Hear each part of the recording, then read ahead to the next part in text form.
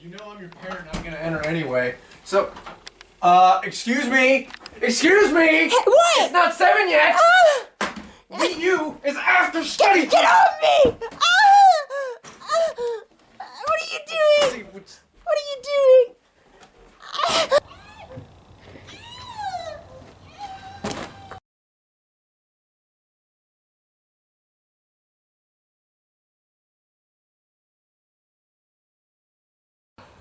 I'll teach you to play video games before studying, nerd! Dad, is everything okay? I saw something come out. Yeah. Oh, what happened? I'm getting your dumb sister out of the swing set. What's it look like? How'd she get up there?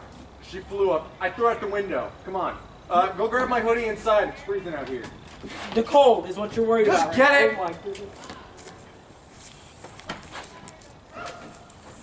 Dumb jacket, but I need to save my sister. Your sister's dead. Just give me the hoodie. Hold up. Run in the garage and grab the kerosene for me. We gotta hide this thing. Wait, why do we need kerosene? I just said so we can hide this thing. Oh. Way know I'm longer not than for it's this. supposed to have. I don't care what they're for. You're gonna do as I say. I'm your dad. Give me that. You're gonna catch her on fire? No. What else do you suppose? Oh, It's too expensive to be wasting it on her. Jackie. I can't believe. Dad. Oh my goodness. All right. That's taken care of. Let's go get yourself a new baby sister, huh?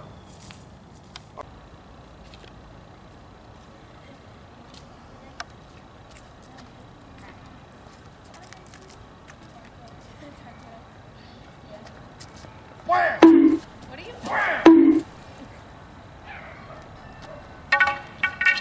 Jackson, grab that garbage bag over there. Come on. How is kidnapping two girls gonna help our situation? Well, through hypnotism, you're gonna get a new sister, and I'm gonna get a sugar mama.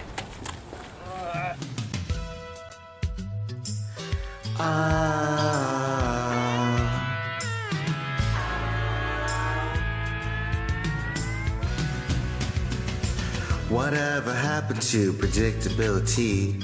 The milkman, the paperboy, evening TV. Everywhere you look, everywhere there's a heart, there's a heart. I had to hold on to. Everywhere you look, everywhere there's a face of somebody who needs you.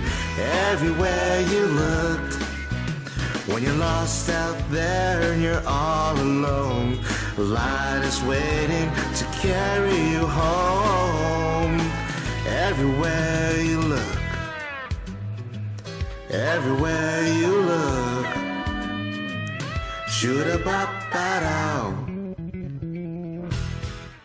Kids, come on. Chemistry review. Hate this junk. I hate kids who complain. And besides, it's just a review anyway, so it's gonna be new. It's new stuff for your sister Jackie. You. You know, it wouldn't have been new stuff if the real Jackie was here. I am the real Jackie. The real Jackie has a point. So let's get our groove on for science. Let's see. We will be going over John Dalton's atomic theory, the structure of atoms, and the modern view of atoms. That's nasty. So time to put on the learning glasses. All right. John Dalton's atomic theory says 5 important things about atoms. John Dalton was this old dude who came up with these 5 points. The first one is that atoms are indivisible and indestructible, and they make up all matter. Now we know that this isn't true, because we've discovered some atomic particles, like electrons, neutrons, and protons, that are smaller. Second point is that all atoms of the same element are identical. We also know that this is wrong because of a thing called isotopes. Isotopes are atoms with different numbers of neutrons. His third point is that compounds are formed by 2 or more different kinds of atoms. His fourth point is that compounds are composed of whole number ratios of atoms. His fifth point is that in chemical reactions, atoms are combined, separated, or rearranged. We know that these last 3 points are true. There's 2 other important properties to know about atoms. The first is the law of definite proportions. It says that definite proportions are always present in compounds. The second is the law of conservation of matter. It says that matter is neither lost nor destroyed during a chemical reaction. So now we're going to talk about the structure of atoms. Atoms are super, super small. Like, so small that you can't even see them. Atoms have a really tiny nucleus that consists of protons and neutrons.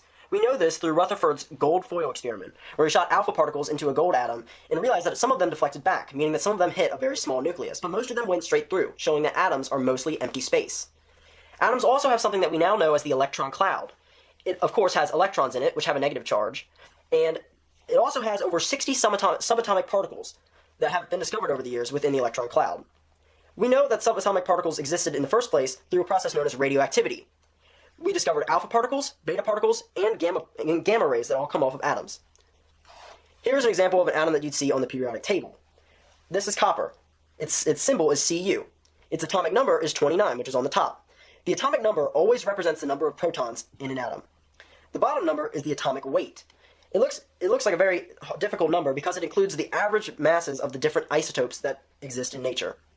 But the normal atomic mass of any single atom is the number of protons it has plus the number of neutrons it has.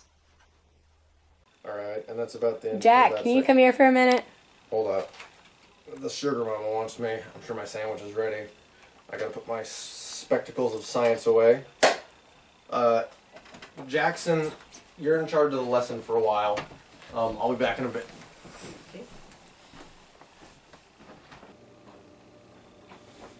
What's up? You're always so mean to those kids, and you never pay any attention to me. And something needs to be fixed. Yeah, I completely agree. Something needs to be fixed, alright. I need you to fix me a sandwich. Extra mayo. Well, if you like sandwiches so much, why don't you marry them? I don't like rye. I like white bread.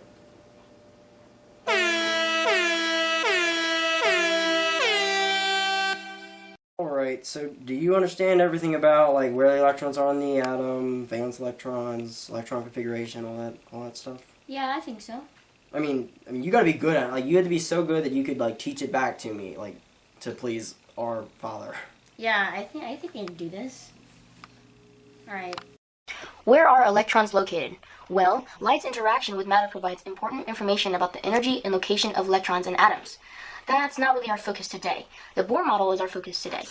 These electrons right here are very important because these are called valence electrons. They are the outermost electrons, and they're the only electrons that react with different elements. The Lewis structure helps us see how many electrons are in each element. For instance, sodium has 1 valence electron, silicon has 4 valence electrons, and argon has 8 valence electrons. As you would see on the periodic table, the group number actually equals the number of valence electrons in each element. And here's a little now that we know where electrons are located, we need to know how they are arranged, which means electron configuration. A shell is an energy level. A subshell is a more specific energy level. There are 4 sublevels: S sublevel, P sublevel, D sublevel, and F sublevel. The S sublevel only contains 2 orbitals, while the P sublevel contains 6 orbitals. Helium is an exception. It is an S sublevel. We'll do an example. Beryllium. Beryllium passes through the first S sublevel, so we write 1s, and it passes through both of the sublevels, so we write 2. And then we'll go down to the second period, which passes through the second sublevel 2 times, so we write 2, and then S2, because it passes 2 times. Now that was the first one, that's Be. We'll do phosphorus. Phosphorus does the same thing. It passes through the first S sublevel, so B1S2, and then it passes through the second sublevel, which is 2S2, and then it passes through the second P level, which would be right P2, P6, because it passes through all of these. And we'll go down to this one, 3S, PS2, because it passes through both of them. And then we go down to the P levels, and it passes through, this is third P, and then it passes through 3 of them. And then that's how you do phosphorus. And that's about it. Wow, you did that flawlessly.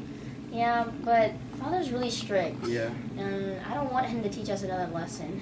Well, I mean, he's going to, regardless. Wait, give me his glasses case. Okay. You know, he really doesn't like people touching him. I don't care. I have an idea.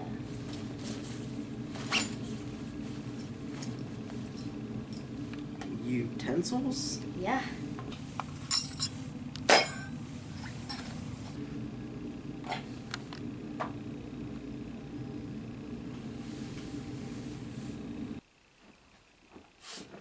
Alright, it's all chill now with me and Yo Madre. Alright, give me this book, nerd.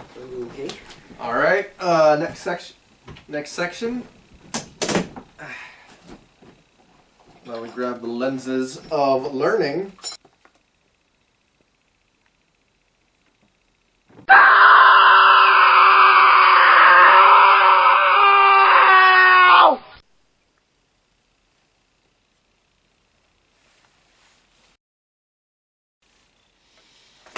Yep, I can't read through the band-aids. Token wife, are you there? Yeah, I'm here. Okay, good. I may have made a mistake other than failing to purchase the Braille version of this chemistry book, but I would like to apologize because I desperately need you to teach my children how the science goes. Now, if you excuse me, I am going to make a sandwich. Okay. Here, sit in the red chair. It's red, I think. Alright, so it looks like I'm going to be teaching you guys about the development of the periodic table and the periodic trends in the periodic table. So we're going to learn about the periodic table. In the periodic table, there's groups and there's periods. Groups are vertical columns which tell you how many valence electrons each element has. Since these elements are in the first group, they'll all have one valence electron. Periods tell us how many energy levels there are.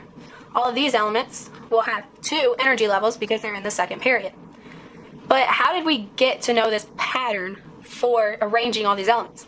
Well, Mendeleev was a really old guy, and he was the first to try and organize elements, and his ideas led us to periodic law. Periodic law is when elements are arranged in the order of atomic number, which arrange into repeatable trends with all the elements. The periodic table is divided into 3 main groups: the metals, nonmetals, and metalloids. Metals are malleable, ductile, and good conductors of heat and electricity. Generally, they're on the left side of the periodic table. They're on the left side of this red line, except for these 3 elements highlighted in blue, and hydrogen, which is a nonmetal. Nonmetals are insulators, and they are brittle and hard. Nonmetals are generally on the right side of the periodic table, on the right side of this red line, except for these 4 highlighted in blue, and hydrogen, which should be over there. Metalloids are semiconductors, which means they're not as good as metals in conducting heat and electricity, but they're better than nonmetals, and they are these 7 elements right here highlighted in blue. Another important trend on the periodic table is atomic radius. Atomic radius is the space an atom takes up, and it increases when you move from the left and you move down. So on the periodic table, francium has the largest atomic radius. Now let's look at different groups in the representative elements. First, there's the alkali metals, which are very reactive. There's the alkaline earth metals, which are a little less reactive than the alkalis. Then we have the halogens, which are also very reactive. And then there's the noble gases, which are inert, which means they don't react at all. When these elements react together, they form ions. An ion is an atom or a group of atoms with a charge. There are 2 types. A cation is a positively charged ion, and an anion is a negatively charged ion. Well, that wraps that chapter up. You guys have some fun. Have the rest of the afternoon to yourselves. Do whatever. Sweet. Yeah, I'm so nice to us. Yeah, we should have put the silverware in there a long time ago. Yeah, we should have put the silverware in there a long time ago. Yeah, we should have put the silverware in there a long time ago. Alright. So, which one of you little scrubs sabotaged my lenses of learning? I didn't do anything. I can smell your lies. My lack of sight supersized my other senses. And you know what liars get? And saboteurs? No, Wait, we're no, not getting no, this spanking. Please, no. Everywhere you look, everywhere there's a heart, there's a heart. I had to hold on to. Everywhere you look, everywhere there's a face of somebody who needs you. Everywhere you look.